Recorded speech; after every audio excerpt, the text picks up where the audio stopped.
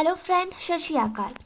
आज हमारे एग्रीकल्चर दुनिया में रोज़ की क्रॉप है वो पढ़ना है, क्योंकि पिछले साल हमने आपको बताया था कि गेंदा पूछा था कि गेंदा की खेती की मतलब वनस्पति की खेती का विवरण प्रस्तुत करें। तो इसलिए मैंने रोज़ किया है, क्योंकि गेंदा तो पूछ दिया है तो मुझे रोज़ इम्पोर्टेंट लगा तो मैंने रोज़ किया। ठीक है, आपकी ये सेकेंड बुक के 4 चैप्टर में ये फूलों वाले जो चैप्टर है उसमें सेकेंड टॉपिक है। ठीक है, अब है रोज यानी गुलाब का वानस्पतिक नाम क्या है। तो गुलाब का वानस्पतिक नाम क्या है, यहाँ पे क्या है, गुलाब पुष्पों का रानी यानी किंग ऑफ फ्लावर रोज। इसका वानस्पतिक नाम है रोजा स्पेसीज। क्या नाम है? रोजा स्पेसीज। तो गुलाब का वानस्पतिक नाम रोजा स्पेसीज। गुलाब का परिवार, गुलाब का परिवार जो है सो क्या है, रोजेसी। रोजा स्पीसीज का नाम है और रोजेसी इसके कुल का फैमिली। उत्पत्ति स्थान है उत्तरी गोलार्ध। ठीक है, उत्तरी गोलार्ध इसकी ओरिजिन हो गई, यानी उत्पत्ति स्थान। वनस्पति का नाम है यहाँ पे रोजा स्पीसीज और फैमिली रोजेसी। ठीक है, और ये किंग ऑफ फ्लावर कहा जाता है। तो गुलाब का वनस्पतिक नाम रोजा स्पीसीज, परिवार नाम रोजेसी और इसकी ओरिजिन उत्तरी गोलार्ध। ओरिजिन इसको हम इंडिया भी कहते हैं, उत्तरी गोलार्ध या इंडिया। रोज का जो ओरिजिन प्लेस है वो इंडिया है। ठीक है, इंडिया भी कहीं कहीं मतलब नीमराज सुंडा जो बुक है उसमें इंडिया लिखा है। गुलाब की जलवायु, अब गुलाब की जलवायु तो गुलाब की खेती समशीतोष्ण जलवायु को लेकर उष्ण जलवायु में सफलतापूर्वक किया जा सकता है।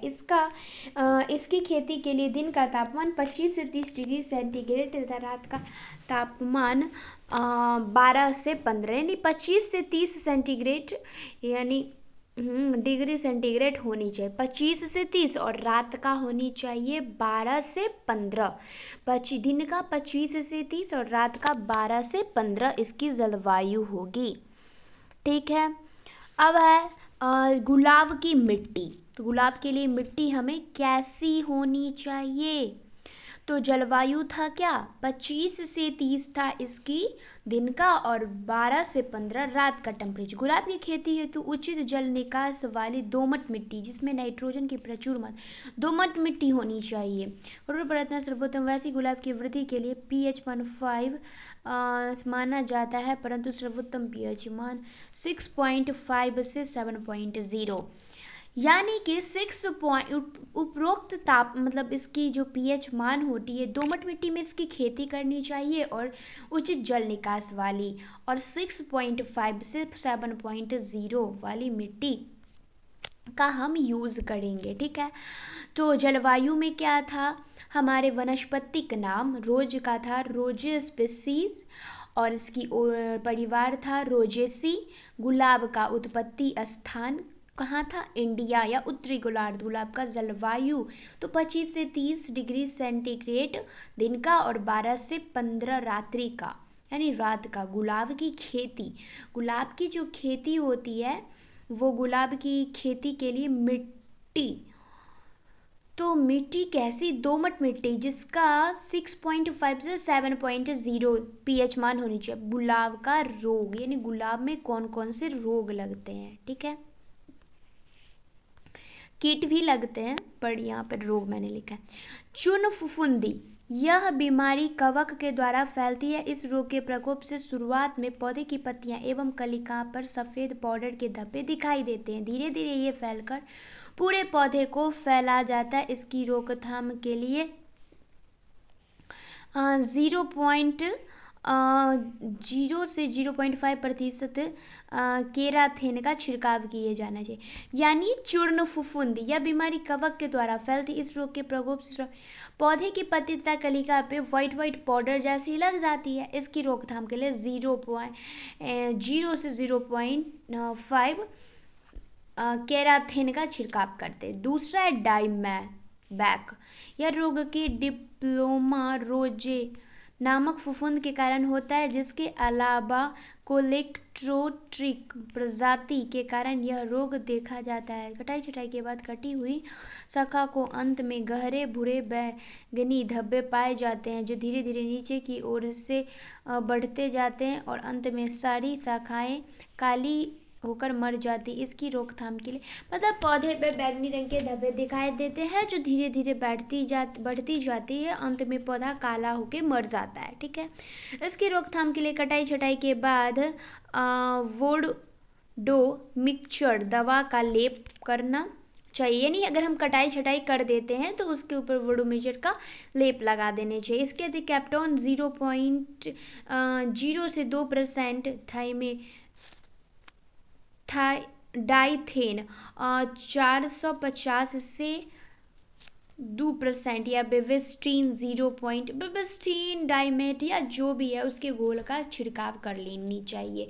तो चूर्ण इस पे वाइट कलर के लगा देते हैं पाउडर, तो उसके के लिए किसकी रोकथाम करनी चाहिए, तो कैराथेन का कितना 0 से 0.5%। ठीक है, मतलब 5%। दूसरा था डाइमेट, ये काला होके मर जाता है, तो कैप्टोन का 0 से 2% का यूज कर देता। अब दो ही इसके रोग थे। हो चुका है कि गुलाब की रोग। अब गुलाब की उपज। गुलाब की उपज कितनी है, तो गुलाब की उपज भूमि की उर्वरा शक्ति, फसल की देखरेख, प्रजाति पर निर्भर करती है। भली भांति से देख किए गए गुलाब के पौधे पर एक वर्ष में लगभग 25 से 35 तक फूल आते हैं और 1 हेक्टेयर क्षेत्रफल में लगभग 32 से 35 हजार पौधे लगे होने की अवस्था में करीब, मतलब इसकी उपज जो होती है ना वो 6 से 7 लाख पुष्प प्रति वर्ष हेक्टेयर। 6 से 7 लाख पुष्प प्रति हेक्टेयर प्राप्त होता है। ठीक है, और ये 8 से 10 वर्षों तक फूल प्राप्त, यानी 6 से 7 लाख फूल प्रति वर्ष यानी पर ईयर हमें प्राप्त होनी चाहिए और 8 से 10 साल तक ये फूल देंगे। अब हमारी आ जाएगी यहाँ पे गुलाब की खेती की शस्य क्रिया। पहले हम देख लेंगे गुलाब बहुत, मतलब मेरे हिसाब से तो गुलाब सारे कलर के आते हैं। ये आप देख सकते हो ब्लैक कलर के गुलाब है, काला, ये तो ब्लैक फिर मतलब मिक्सअप है, ये सब बनाए गए हैं एकदम। ये येलो वाले और ये हल्के कलर के, और ये रेड वाले तो आपको दिखते हैं। ये आधे पंखुड़ी इसके, आधे रेड वाइट के मिक्सअप है। ये भी रेड और थोड़ा सा येलो का मिक्सअप है। और ये हो गया आपका ग्रीन, नहीं ब्लू बैगनी, ब्लू और बैगनी, ये बैगनी हो गए। और ये तो पता नहीं मुझे भी, ग्रे कलर है शायद। और ये नहीं पता मुझे। और एक फ्लावर आते हैं जिसके हर एक पंखुड़ी ना हर एक कलर के होते हैं, और ये ब्लू वाले, और ये ऑरेंज, ये आसमानी कलर का है, ये ब्लू, तो ब्लू मैंने दिखाया भी, ये ग्रीन, ये कलर वाला, और ये पिंक। और यहाँ पे देख सकते हो ये पिंक, और यहाँ पे ये हल्के कलर वाले, और ये भी पिंक ही है। इतने हैं, बहुत, मतलब इसके बहुत सारे कलर वैरायटी निकल चुके हैं। और आधे आधे बहुत रोज होते हैं इसके, आधे कोई और कलर और आधे कोई और कलर होता है। ठीक है, अब है गुलाब की उपज तो होगी। अब है गुलाब की खेती के शस्य क्रिया। ये शस्य क्रिया में आपको जो भी बचा खुचा रहता है सारे आ जाते हैं। ठीक है, तो अब पढ़ेंगे हम शस्य क्रिया। शस्य क्रिया में सबसे पहले आता है कि खेत की तैयारी। तो गुलाब लगाने के लिए क्यारी या गड्ढे कम से कम 1 माह पहले खोद लेना चाहिए। यह कार्य मई जून में किया जाता है। क्यारियों का या गड्ढों की खुदाई कम से कम 60 सेंटीमीटर गहराई तक की जानी चाहिए। गड्ढे का आकार कम से कम 60 गुना 60 सेंटीमीटर होनी चाहिए। ठीक है, गड्ढे में दूरी किस्म के अनुसार रखनी चाहिए। खुदाई करके देखिए, गुलाब की मतलब इसकी जो गड्ढे सबसे पहले है खेत की तैयारी। तो खेत की तैयारी में सबसे पहले हम गड्ढे खोद लेंगे। गुलाई की खेती के लिए गड्ढे खोद लेंगे। गड्ढे खोदने के बाद उसको 60 गुना 60 मतलब 60 सेंटीमीटर लंबाई, 60 सेंटीमीटर चौड़ाई और 60 सेंटीमीटर गहराई इसकी होनी चाहिए। और खोद के उसको कुछ दिन तक छोड़ देंगे, जिससे मिट्टी में उपस्थित कीड़े मकोड़े जो हैं वो धूप के कारण आसानी से मर सके। यहाँ पे वही लिखा है कि 1 माह पहले खोद लेनी चाहिए। गड्ढे की खुदाई करके 10 से 15 दिन के लिए खुला छोड़ देना है, जिससे उसमें उपस्थित कीड़े मकोड़े मतलब आसानी से मरते हैं। अब है गुलाब लगाने का समय, यानी गुलाब की सोइंग टाइम कब होती है। तो गुलाब लगाने की शुरुआत अक्टूबर होती है, इसे फरवरी तक। तो अक्टूबर से स्टार्ट होती है और फरवरी तक लगाया जा सकता है, पर सर्वोत्तम यानी उपयुक्त जो टाइम होता है वो है अक्टूबर में। अब है इसका प्रोपेगेशन यानी प्रबंधन। तो गुलाब का प्रबंधन बीज के द्वारा होता है, कर्तन के द्वारा, लेयरिंग यानी कि उसको मतलब थोड़ा सा उसकी परत निकाल के यानी उसके ऊपर वाले छिलके को हटा करके मिट्टी डाल करके बांध दिया जाता है, उसमें से जड़ निकल जाते हैं। फिर कलिकाएं या दवा लगाना, आपको सेकेंड बुक के फर्स्ट चैप्टर में ये सब दिए हुए हैं। ठीक है, व्यावसायिक रूप से गुलाब का प्रबंधन कर्तन एवं कलिकायन विधि के द्वारा किया जाता है। ठीक है, तो मतलब बीज के द्वारा या हम लोग ही कलम लगाते हैं ना, उसके डंठल यानी उसके ब्रांच को काट के लाते हैं और मिट्टी में रोप देते हैं, मतलब हाँ बुआई कर देते हैं। बुआई नहीं, रुपाई बोल सकते हैं, लगा सकते हैं। अब इसकी है बुआई, तो वही है बुआई हो गया 60 सेंटीमीटर तो हो मतलब खड्डा हम तो पहले से ही किए। अब है सिंचाई। तो पहले सिंचाई पौधा लगाने के तुरंत बाद करना होता है। आमतौर पर गुलाब की फसल में जनवरी से मार्च तक सिंचाई की विशेष आवश्यकता होती है, क्योंकि पौधे में वृद्धि एवं अधिक पुष्प हेतु ऐसा करना नियत है। मतलब इसकी रुपाई के तुरंत बाद सिंचाई करनी चाहिए। और ग्रीष्म ऋतु में 5 से 7 दिनों तथा शीत ऋतु में 10 से यानी अभी के टाइम में 10 से 12 दिन के अंतराल पे, और गर्मी में 5 से 7 दिन के अंतराल पर इसकी अंतराल पे यानी मतलब 7 दिन किए, 7 दिन के बाद फिर अगले 7 दिन के बाद ऐसे करेंगे। ठीक है, अब है निराई गुड़ाई। तो खरपतवार मृदा में पोषक तत्व एवं नमी को सोख लेती है, क्योंकि खरपतवार को भी बढ़ने के लिए क्या होनी चाहिए, खरपतवार को बढ़ने के लिए नमी, सूर्य प्रकाश, पोषक तत्व तो ये सब मिलते हैं। हम पढ़े थे ना 5 चैप्टर में, खरपतवार वाले चैप्टर में, तो वही है, उसको भी चाहिए। तो हमारी मिट्टी पोषक तत्व तो यही ले लेगा, तो हमारी फूल क्या देंगे ऊपर से,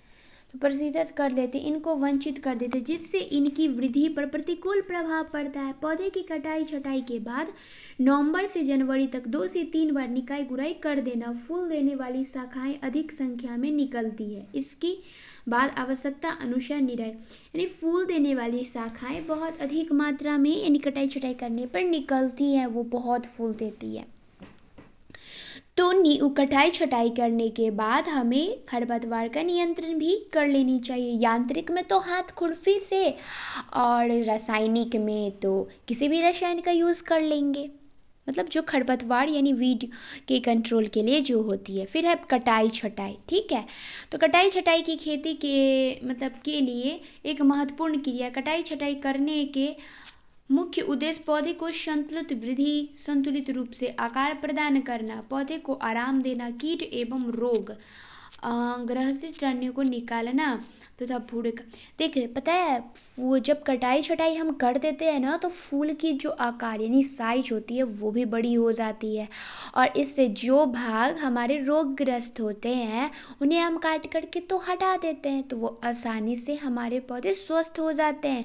उससे पौधे को आराम भी मिलता है, क्योंकि एक डालियाँ रहेंगे तो उस पर ही ज़्यादा फूल खिलेंगे, और पौधे को कम मतलब ऊर्जा खपत होगी, पर बहुत बहुत सारी डालियाँ रहेंगी तो उनमें मतलब सारी ऊर्जा को डिवाइडेड करना होगा ना, उनको सब में थोड़े थोड़े देने होंगे, जिससे उनकी उपज में भी कमी आ जा सकती है और फूल का आकार भी छोटा हो जाता है और हमारे ये पौधे जो होते हैं उनको आराम भी नहीं मिल पाती है। ठीक है, कटाई छटाई तो हो गई। अब है विंटरिंग। तो विंटरिंग एक है जो गुलाब में मतलब उसके जड़ के आसपास के मिट्टी को खोद दिया जाता है जो हवा लगे। ठीक है, अब बढ़ते हैं। गुलाब पौधे को एक स्वस्थ रखने के आकार में बड़े एवं संख्या में अधिक पुष्प प्राप्त करने के लिए गुलाब में विंटरिंग एक आवश्यक, इसकी क्रिया में पौधे के संपूर्ण आराम मिल जाता है। 10 से 15 दिन के लिए सिंचाई रोक दी जाती है। पौधे के चारों ओर से 10 से 15 सेंटीमीटर गहरी खुदाई की जाती है और 4 से 5 दिन के लिए खुला छोड़ देते हैं और काट छांट कर दी जाती। इस प्रकार पौधे को पूर्ण आराम मिल जाता है, इसकी अच्छी वृद्धि होती है और बड़े आकार के अधिक संख्या में फूल आते हैं। ये इसमें होता क्या है कि हमारे जो फ्लावर के मतलब प्लांट होते हैं उसके चारों तरफ से सिंचाई भी रोक दी जाती है, उसके बाद कटाई छटाई की जाती है, उसके चारों तरफ ने 10 से 15 सेंटीमीटर गहरी खुदाई कर दी जाती है और 4 से 5 दिनों के लिए छोड़ दिया जाता है, जिससे हमारे पौधे को आराम मिलता है और वो उसकी उत्पादक की क्षमता जो होती है मतलब फूल की वो अच्छी हो जाती है और फूल का आकार भी बहुत बड़ा हो जाता है। ठीक है, तो ये तो हमारे हो गए विंटरिंग। अब है प्रमुख कीट पादप संरक्षण। गुलाब के पौधे को विभिन्न प्रकार के कीट एवं रोग क्षति पहुंचाते हैं जिनका उल्लेख नीचे किया गया है। तो इसमें हम रोग तो आपको पढ़ा चुके हैं। अब है कीट, तो कीट हम पढ़ाते हैं। माऊ, यह जनवरी फरवरी में पौधे का रस चूसकर हानि पहुंचाता है, जिसकी रोकथाम के लिए 2 मेटासिस्टोक्स या नूवाक्रोन मेटासिस्टोक्स का यूज कर लेते हैं। माऊ के लिए रस ही चूसेंगे। फिर थिप्स, ये मार्च या नवंबर में क्षति पहुंचाते हैं, इस और उत्तक को चाटकर धीरे धीरे नष्ट कर देते हैं। उसका में घाव बन जाते हैं जिससे पत्तियां, कलिका, पंखुड़ी सिकुड़कर गिर जाती है। रोकथाम के लिए 0 से 3% डाइमिथियोट। फर्स्ट में था मेटासिस्टोक्स का 2%, इसमें है डाइमिथियोड का 3% यूज। फिर है दीमक, माहू में किसका यूज किया जाता है? मेटासिस्टोक्स का 2%। थिप्स में डाइमेथियोड का 0.3% और दीमक, ये गुलाब के पौधे को कभी कभी दीमक के भारी क्षति होती है। इसका प्राय प्रकोप बलुई मिट्टी में अधिक होता है। इसकी रोकथाम के लिए पौधा में 10 से ग्राम प्रति पौधे ग्रीष्म ऋतु में मतलब हमेशा नमी बनाए रखते हैं, क्योंकि बलुई मिट्टी में नमी सोखने की क्षमता ज़्यादा होती है, तो वो जल्दी से तो मतलब नमी, इसके कारण नमी मतलब हम बनाए रखेंगे। ठीक है, अब है तुराई। तो सफ़ेद लाल गुलाबी रंग के फूल में अर्ध खुले पंखुड़ी में जब ऊपर की पंखुड़ी नीचे की ओर से मुड़ना हो जाए तब फूल को काटना। जब ऊपर की पंखुड़ी, देखिए आप देख सकते हो कि जितने भी फूल है ना, देखिए इसमें नहीं, इसमें हाँ, यहाँ पे देखो आप, ऊपर की जो ये पंखुड़ी होती है, ये ऊपर की पंखुड़ी जो है ये तो ऐसे करके धीरे धीरे ऐसे करके नीचे की तरफ मुड़ रही है, ये भी मुड़ रही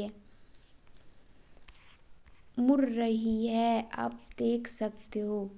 यहाँ पे भी देखिए इसकी पंखुड़ी हल्की हल्की नीचे की तरफ मुड़ रही है, तब हम इसकी तुराई कर देंगे। तो मतलब वही फलों की तुराई। लाल गुलाबी गेंदों में फूल को अर्ध खुले पंखुड़ी के जब ऊपर से पंखुड़ी नीचे की ओर मुड़ना हो जाए तब फूल को काट देनी चाहिए।